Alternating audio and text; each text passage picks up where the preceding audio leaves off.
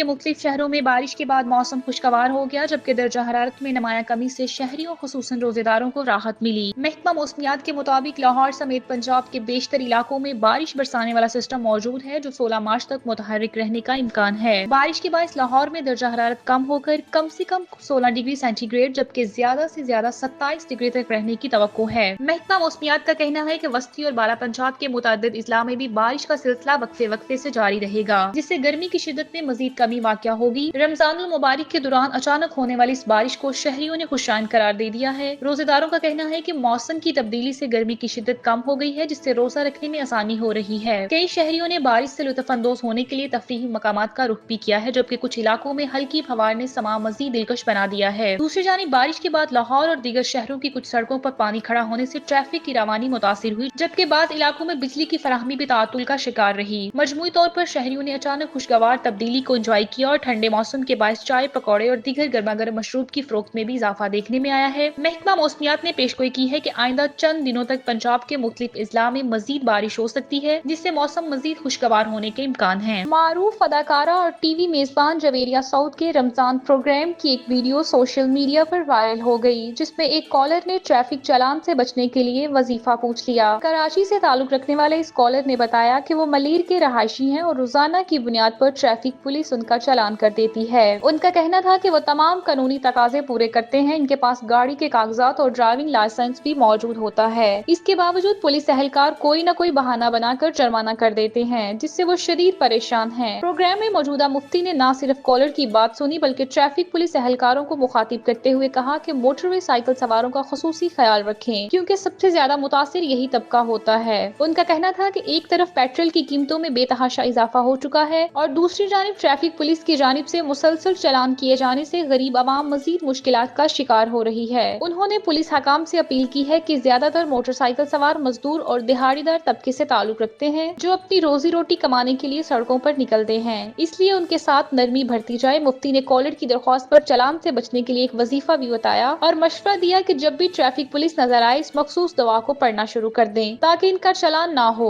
جیسے ہی یہ video social media پر آئی، صارفین نے دلچسپ تبصرے کرنے شروع کر دیے۔ کچھ صارفین نے مذاق میں لکھا کہ اب ٹریفک پولیس کو بھی کوئی وظیفہ بتانا چاہیے کہ وہ چالان کرنے کی بجائے عوام کو قانون کی پاسداری پر قائل کر سکیں۔ یہ واقعہ ایک دلچسپ مگر سنجیدہ مسئلے کو اجاگر کرتا ہے، جہاں شہری خود کو قانون کے دائرے میں رکھتے ہوئے بھی مشکلات کا شکار نظر آتے ہیں۔ امریکی میڈیا کے مطابق ٹرمپ انتظامیہ 43 ممالک کے شہریوں پر نئی سفری پابندیاں عائد کرنے پر غور کر رہی ہے، جس کے تحت مختلف ممالک کو 3 مختلف فہرستوں میں تقسیم کیا جائے گا۔ پہلی فہرست، جسے ریڈ لسٹ کا نام دیا گیا ہے، ان ممالک پر مشتمل ہوگی جن شہریوں پر مکمل سفری پابندیاں عائد کی جائیں گی۔ اس فہرست میں افغانستان، بھوٹان، کیوبا، ایران، شمالی کوریا، شام، سوڈان، صومالیہ، لیبیا، وینزویلا اور یمن شامل ہو سکتے ہیں۔ دوسری فہرست اورنج لسٹ کہلائے گی، جس میں پاکستان، روس اور دیگر 8 ممالک شامل کیے جا سکتے ہیں۔ ان ممالک کے شہریوں کو امیگرینٹ اور سیاحتی ویزوں کے اجراء میں سخت شرائط کا سامنا کرنا پڑے گا، جبکہ کاروباری مسافروں کو مخصوص شرائط کے تحت امریکہ میں داخلے کی اجازت دی جا سکتی ہے۔ تیسری فہرست یلو لسٹ کے نام سے تیار کی جا رہی ہے، جس میں چاڈ، ڈومینیکا، لیبیریا سمیت 20 ممالک شامل کیے جانے کا امکان ہے۔ ان ممالک کے شہریوں کو ویزا درخواست سے متعلق اعتراضات دور کرنے کے لیے 60 دن کا وقت دیا جائے گا تاکہ وہ امریکی حکام کو مطمئن کر سکیں۔ ٹرمپ انتظامیہ کے ایک سینئر عہدیدار نے نام ظاہر نہ کرنے کی شرط پر بتایا ہے کہ یہ فہرستیں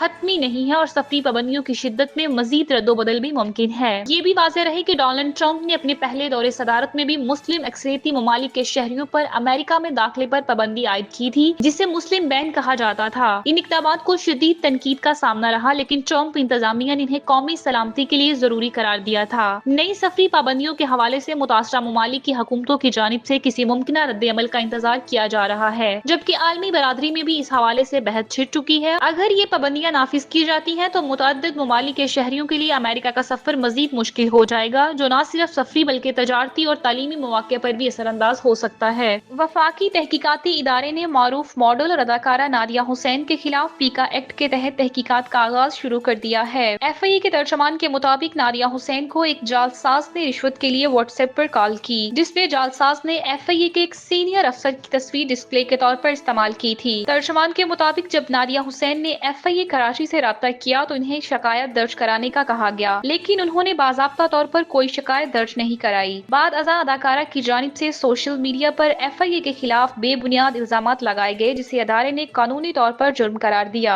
FIA का कहना है कि सोशल मीडिया पर झूठे इल्जामात आयद करना साइबर कवानीन की खिलाफ वर्जी है और इस मामले की मुकम्मल तहकीकात की जा रही है। वाज़ेह रहे कि नादिया हुसैन के शोहर आतिफ मोहम्मद खान को एक मुबैना फ्रॉड केस में गिरफ्तार किया गया था, जिसके बाद अदाकारा ने दावा किया था कि उनसे एक मुबैना FIA अफसर ने 3 करोड़ रुपए रिश्वत का मुतालबा किया था। उन्होंने इस हवाले से एक ऑडियो कॉल भी लीक की, जिसमें एक शख्स को ये कहते हुए सुना जा सकता है कि नादिया हुसैन के शोहर आतिफ मोहम्मद खान की रहाई के लिए रकम अदा की जाए तो मामला तय किए जा सकते हैं। अदाकारा ने अपने इंस्टाग्राम अकाउंट पर मुताद्दिद वीडियोस शेयर करते हुए कहा कि वो जानती हैं कि लोग उनके शोहर की गिरफ्तारी पर उनके रद्द-ए-अमल का इंतजार कर रहे हैं। उन्होंने वजाहत की कि उनके शोहर ने फ्रॉड किया है या नहीं ये तो तफ्तीश के बाद ही मालूम होगा, ताहम इस वक्त सिर्फ इन्हें तहकीकात के लिए हिरासत में लिया गया है। नादिया हुसैन ने हैरानी का इजहार करते हुए ये भी कहा कि जिस कंपनी के अफसरान ने इनके शोहर पर फ्रॉड का इल्जाम लगाया है वो इस वक्त कहाँ थे जब ये मुबैना फ्रॉड हो रहा था। उनका कहना था कि मामला अब पेचीदा हो चुका है और वो सच लाने के लिए हर मुमकिन इक़दाम करेंगी। FIA ने अदाकारा के इल्जामात की रोशनी में तहकीकात का दायरा वसी कर दिया है और सोशल मीडिया पर झूठे बयान देने के मामले को भी ज़ेरे गौर लाया जा रहा है। इदारे का मौक़िफ़ है कि नादिया हुसैन को चाहिए था कि वो कानूनी तरीकाकार अपनाती, बजाय इसके कि वो सोशल मीडिया पर इदारे पर इल्जामात आयद करके अवाम को गुमराह करती। चेयरमैन PTI बैरिस्टर गौहर का कहना है कि जाफर एक्सप्रेस पर हमला एक बड़े सानहे का पेशखैमा हो सकता था, ताहम सिक्योरिटी फोर्सेस ने बर वक्त कार्रवाई करते हुए मुल्क को एक अलमनाक वाक़े से महफूज रखा। अदालत में पेशी के मौका पर मीडिया से गुफ्तगू करते हुए बैरिस्टर गौहर ने बताया कि तहरीक इंसाफ ने 4 दिसंबर को मुज़ाकरात के लिए कमेटी तश्कील दी, जिसकी पहली मुलाकात 23 दिसंबर को हुई, दूसरी 2 जनवरी और तीसरी 16 जनवरी को मुनक्किद हुई। मुज़ाकरात में हुकूमत के सामने 2 बुनियादी मुतालबात रखे गए जो तहरीरी तौर पर भी फ्राहम किए गए थे। उन्होंने कहा कि बानी PTI ने वाज़ेह किया था कि अगर हुकूमत कमीशन बनाने पर रजामंद होती है तो मुज़ाकरात आगे बढ़ सकते हैं, लेकिन बदकिस्मती से मुज़ाकराती अमल में ताख़ीर हुकूमत की जानिब से हुई। मजीद बरां गुज़िश्ता 6 माह से किसी को भी बानी PTI से मिलने की इजाजत नहीं दी गई, हत्ता कि उनके बच्चों से भी बाकायदा बातचीत नहीं होने दी जा रही। बैरिस्टर गौहर ने सूरत हाल को अदालती अहकामात और इंसानी हकूक की खिलाफ वर्जी करार देते हुए कहा है कि PTI एक जमहूरी जमात है जहाँ हर रुकन को खुलकर राय देने की आज़ादी हासिल है और फैसले इज्तिमाई मशावरत से किए जाते हैं। उन्होंने DGI SPR की हालिया प्रेस कॉन्फ्रेंस को सराहते हुए कहा कि सिक्योरिटी फोर्सेस ने अपनी पेशावराना सलाहियतों का मुजाहरा करते हुए मुल्क को एक बड़े अलमिये से बचाया। अगर बर वक्त कार्रवाई ना की जाती तो ये सानहा ASP हमले की तरह होलनाक साबित हो सकता था।